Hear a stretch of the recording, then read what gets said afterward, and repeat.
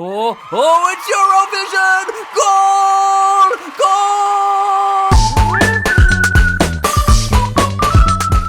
Hey Slugs! Over the past weekend, my partner and I have been sitting through about 8 hours worth of Eurovision songs and deliberating upon it ourselves.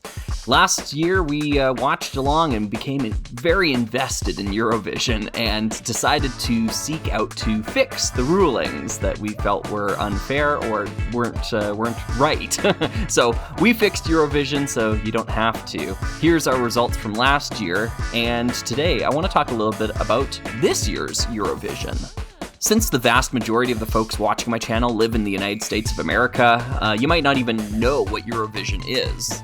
Essentially, it's a yearly song competition held amongst different European countries. Performers are chosen at a national level before going and competing in the semifinals, where a televised vote and a jury vote decide the ultimate winners of Eurovision. Now, obviously, as a Canadian, why do I care about Eurovision? Essentially, it's because it is such a spectacle, a massive, massive music competition, the largest in the world, and it is such a good conglomeration of weird new ideas, both musically and culturally. I love being exposed to this sort of stuff, so nowadays I tune into Eurovision every year, and my partner and I, we go through and we take a look at all the finalists, and we decide which ones are our favorites. Now, obviously, Eurovision opinions are about a dime a dozen on the internet, so you don't have to take any particular stock in what I share with you here. But just as context, I am a music major. My partner actually has a music minor as well, too. So we're not just nobodies when it comes to talking about music and critiquing it on its subjective and objective merits. With that being said, though, like I said, we're not professional music reviewers or critiquers or anything like that. We don't sit on the jury for Eurovision, though that would be a cool job to have, I must say. So today we're slugging around and we're going to take a look at Slugger's top 10 Eurovision performances of 2024. Number 10. One of the only guarantees with a video like this is that I'm going to butcher any sort of pronunciation with a language I have no experience with. So a lot of the names that are coming up here on my list are very tough to say, so I'm just going to try my best here. So at the number 10 spot, we have Norway, and the artist is called Gate, I think, and the song was called Ulvehem. Now, one of the things that we see at the very start of the song here is the nickel harpa being featured, and this is a Scandinavian instrument, and honestly, one of the reasons why we love watching Eurovision so much is because of inclusions like this. Cultural heritage being displayed on a world stage is really cool, and its inclusion in this song was a good, strong selling point for it. As such, we also subjectively preferred songs that weren't sung in English, so the fact that this one wasn't was another point in its favor. I know a lot of this stuff that I'm going to mention throughout this video is pretty arbitrary, and you're totally free to disagree, but these are the sorts of things that we watch Eurovision for. In terms of the song itself, I think one of the best aspects of it is the way that the chorus is arranged. I love the arrangement in the chorus, the guitars thundering for the first half, and then subsiding and allowing the synthesizers to kind of play in the background, and then coming in for the latter half, and then again subsiding. It's just very strong chorus design work, and I loved the tone of the guitars as well, too. I thought the guitar tone was really spot on, just a big, meaty, girthy sound. Yeah, this song really rocked when we got going with it. That being said, the performance itself in this grand final performance was a little shaky, and I mean that on the singer's behest, essentially. What happens at Eurovision is they mime the track underneath, like all the instruments are mimed, but the singing is live, and that's kind of the requirement there. So it's all up to the singer to basically deliver the goods when it comes to Eurovision. And on this particular performance, I felt like the singing was pretty shaky. The pitch was kind of all over the map, and because of this, I think it's why they ended up getting last place in in the finals, according to the televote and the jury. But we liked the song enough that we went and checked out the music video, and the recording, the studio environment really lends the composition justice. So that's really cool to see. But in addition, the semi-final performance is much stronger. So I think watching either one of those gives you a better sense of what Norway brought to the table at Eurovision this year. Number 9. At the number 9 spot, we have Ukraine, the artist being Alonia and Jerry Heel, and the song being Teresa and Maria. This is another one similar to Norway, where the performance was a little bit more on the shaky side, at least pitch-wise. So we kind of combed around and watched some other performances of the song because we recognized that there was a lot of compositional merit in the song itself. One of the strongest points, in my opinion, was the chorus. I think the chorus of this song is really hooky and builds with intensity throughout it. There's kind of a rising melodic arc in the chorus, and I just think it's really strong. One of the better ones from Eurovision this year. We also felt that there was a really good use of the stage and the sort of ramp that they had there, and the lighting effects and all this sort of stuff kind of tying together. It was engaging visually, which is a big aspect of the Eurovision stage. That being said, there is a rap break for verse number 2 that kind of jumps out of nowhere. It really caught us off guard the first time we watched it. And upon watching the song several times through, listening to the song a few more times, it's grown on us, I think. But at the same time, it's also something that does feel a little disjointed in the final product. So it's interesting that they went for it, but I'm not sure the results really added up to something that was greater than the sum of the parts. Number 8. At number 8, we have Lithuania with the song Luktel by the artist Sylvester Belt. This is a song that reminded me a lot of Serbia's submission last year. It just kind of a cool, dark synth kind of beat to it. There was actually a lot of dark synthesizer tones this year, which was surprising. It was cool to see.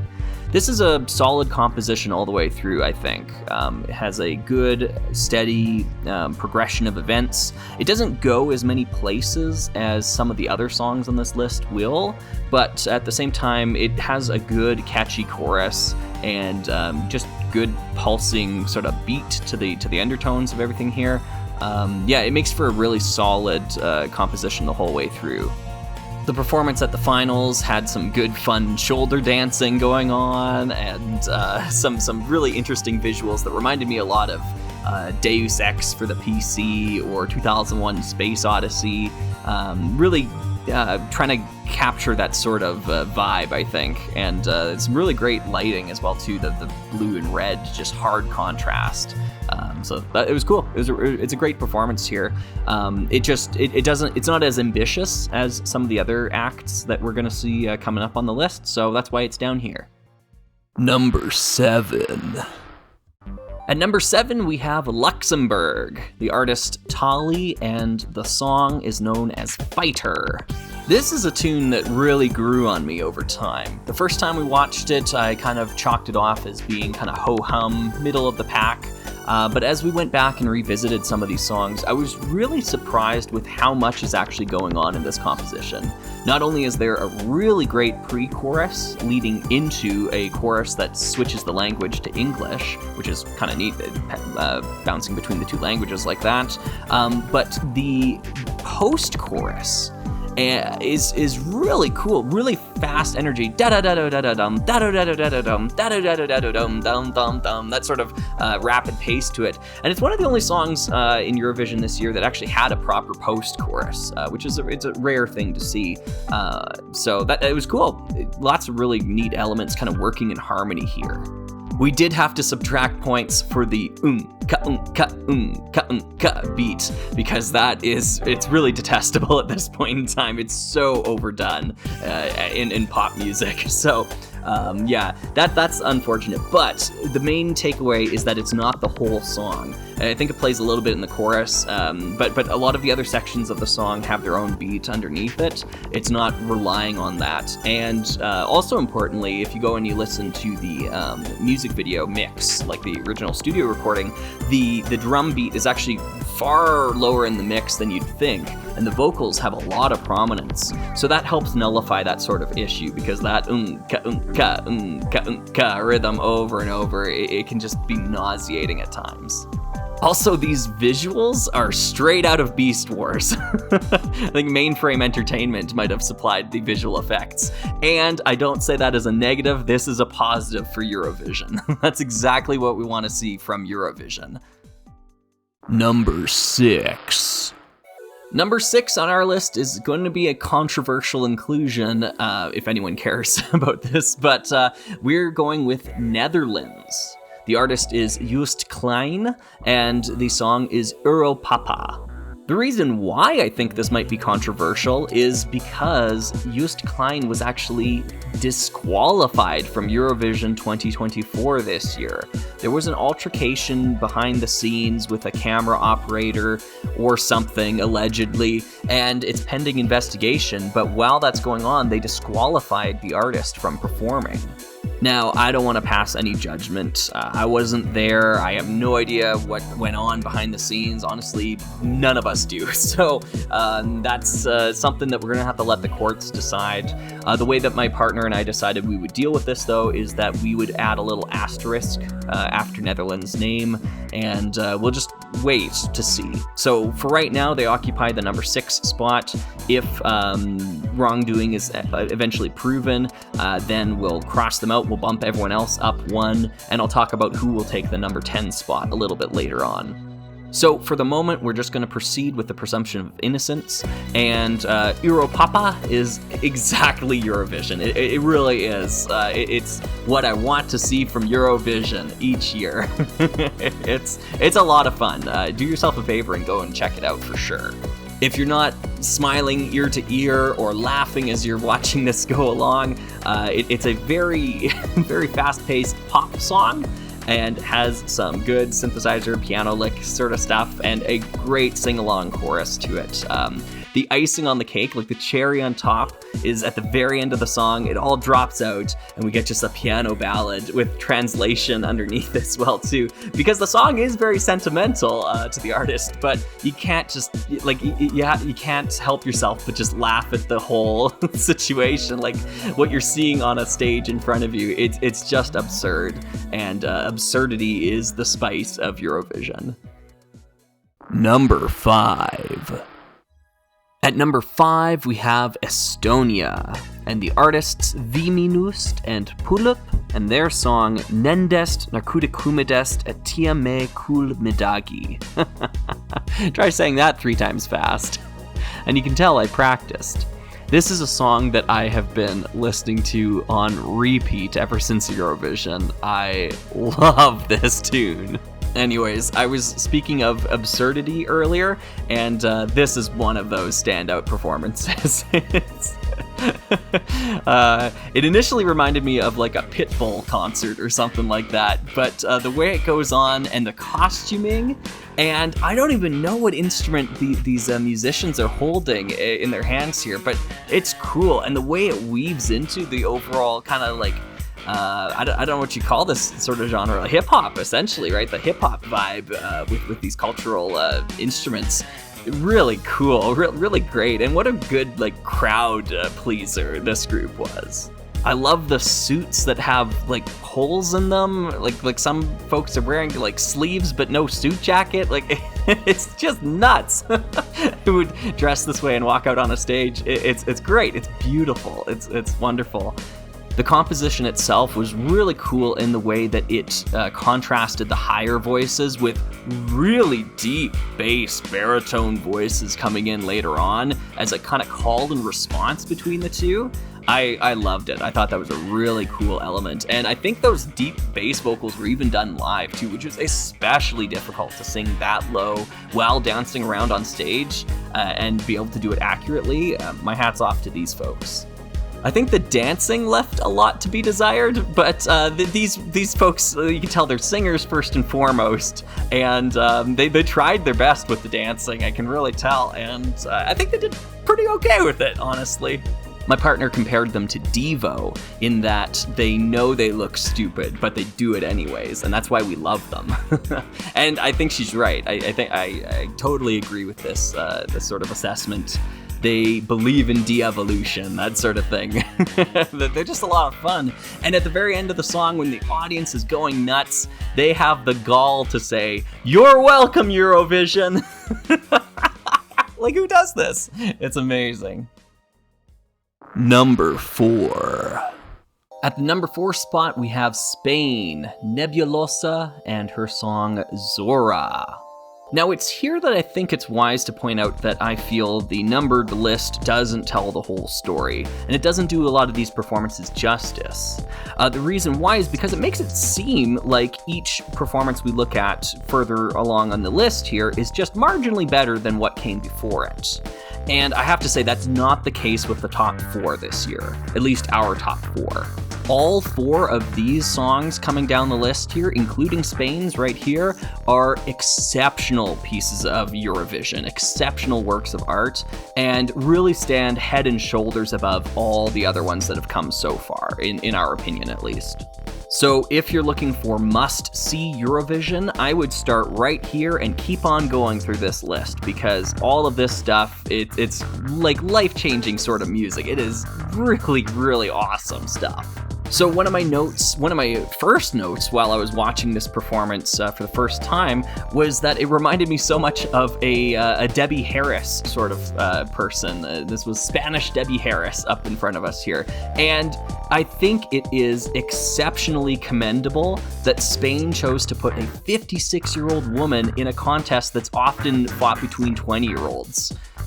That is, my hat's off to Spain for this. I think this is awesome, and she nails it. She does such a great job in this performance here. It really can't be understated. Like, she has 20 years, like, at least on every other person in this competition. That's it. So awesome stuff. And the song that she's performing here, it has such a great message for women that are older, like herself there in that similar age bracket. The music video is really good for it as well too. But that's not to say that the stage production wasn't amazing. Octagonal electric drums, guitar solos, men in thongs, like it's nuts. It is just peak Eurovision. It's so worth your time to see it. Man, I love this performance. I love this song, and it really pains me to even put it at number 4. But basically, the top 4 for us, maybe let's say besides number 1, we're all in the running. They're so neck and neck. So as we go into the next 3 songs that follow this one, just keep in mind that we feel they're very, very similar in levels of quality and craftsmanship. Number 3. At number 3, we have Armenia, Ladaniva, and her song Jacko. Right from the outset, there's something about this girl, right?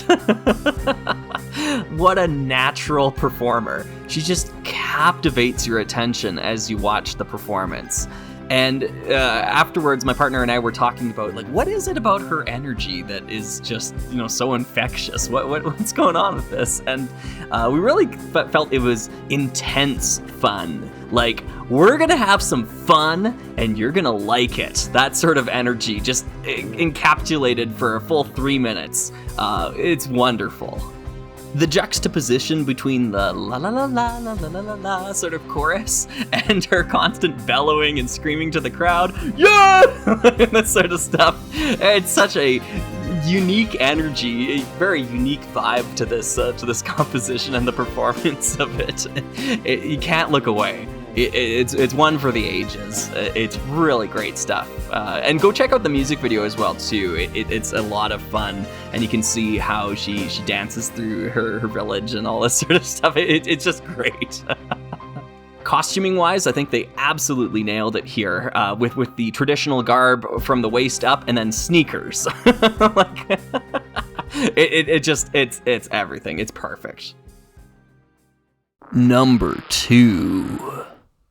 On our list, we have number 2 going to Switzerland, Nemo and the song The Code.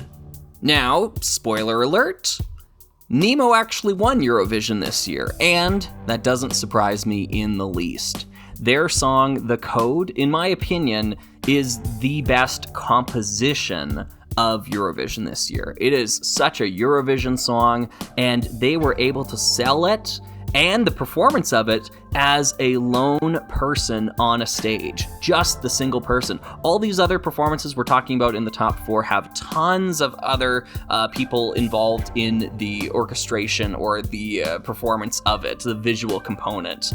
This is just one person, and it is really impressive, I think. The stage prop being used here is so cool, and they use it so effectively. It's both a teeter-totter and a rotational stage. It's also a platform that they can stand and apply weight on.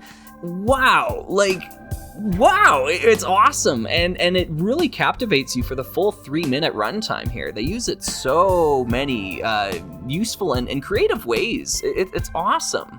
The composition itself has so much going on in it. It really reminded me of a song that was written for some StarCraft song contest years ago. I'll put it up here on the screen that you should go check out too.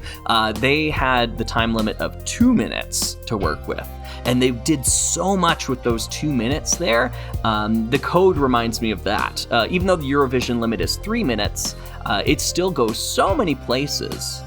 This song does have a rap break as verse 2, but unlike the Ukraine song, this one to me feels much more diegetic. It feels organic to go to this spot and then to lead from it into the rest of the song. It really fits the whole vibe and atmosphere of the song.